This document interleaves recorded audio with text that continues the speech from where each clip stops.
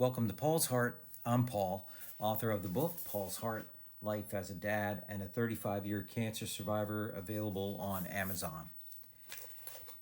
June is National Cancer Survivors Month. For me, that makes 37 times I have recognized this celebration as a survivor of Hodgkin's lymphoma.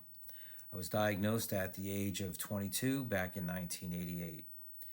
Now, June recognizes and honors all cancer survivors, supports families, and hopefully inspire newly diagnosed patients and to raise awareness, okay?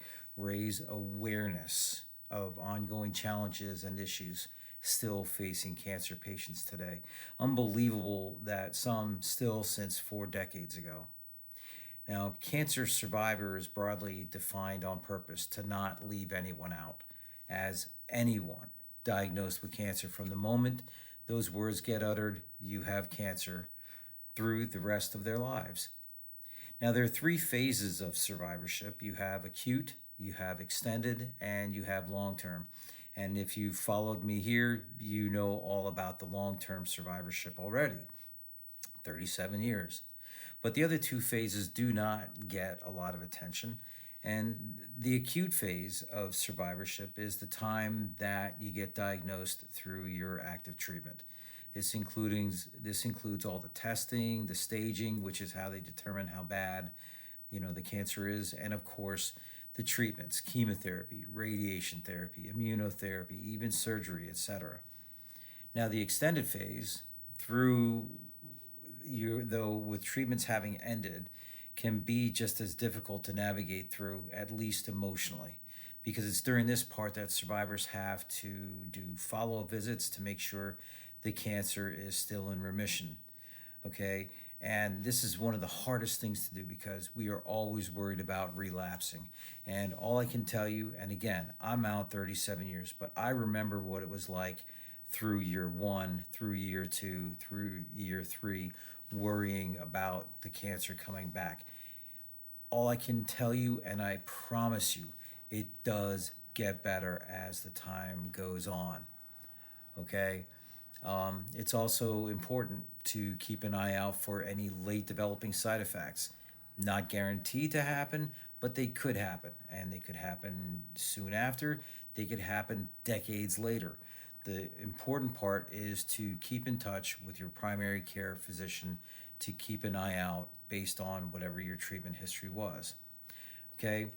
And then the hard part: after not having any control over your life for so long, now's the time you get to do just that: get back to living your life. Getting back to living your life sounds easy, doesn't it? All we want is to get back to normal, some sense of normality. It wasn't that long ago. We remember what it was like. So why is it so hard to get back to normal?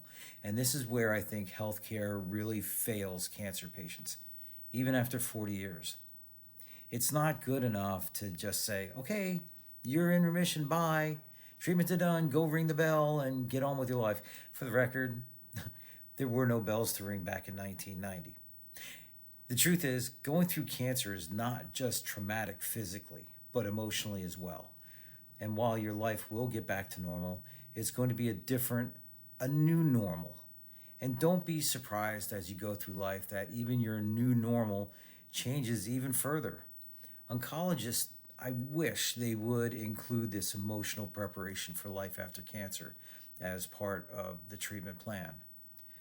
But then there are those in our personal life, and this is where the honoring survivors comes into play. What we go through or have gone through is one of the most difficult and scariest parts of our lives.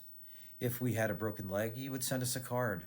If we had a heart attack, maybe send some flowers. But when it comes to cancer, those around us are more likely to disappear for any number of reasons. But I'm willing to guess it has to do with the fear of us not surviving or living.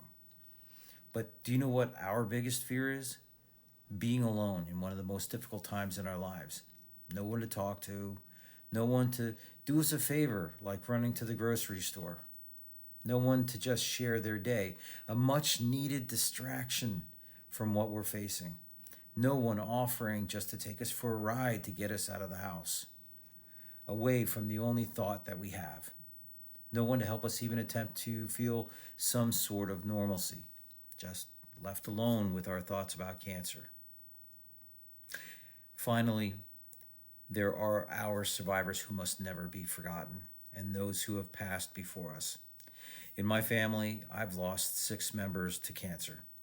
Friends and acquaintances, I have lost dozens, well, over 100. Some never even getting to hear the word remission. But they were all survivors, having to face something none of us has to do: face cancer. So, how can you honor someone who has had cancer or someone you lost to cancer? Participate. There are plenty of events and organizations such as the Relay for Life and Stand Up to Cancer that you can personally get involved with and dedicate your participation.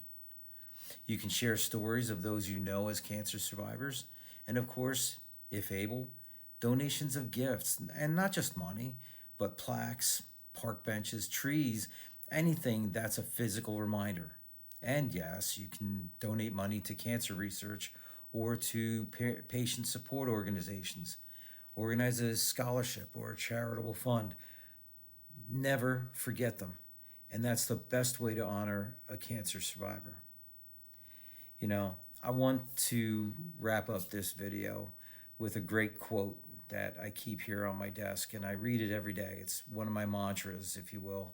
And it's from the late, great ESPN sportscaster Stuart Scott, who was a cancer survivor himself.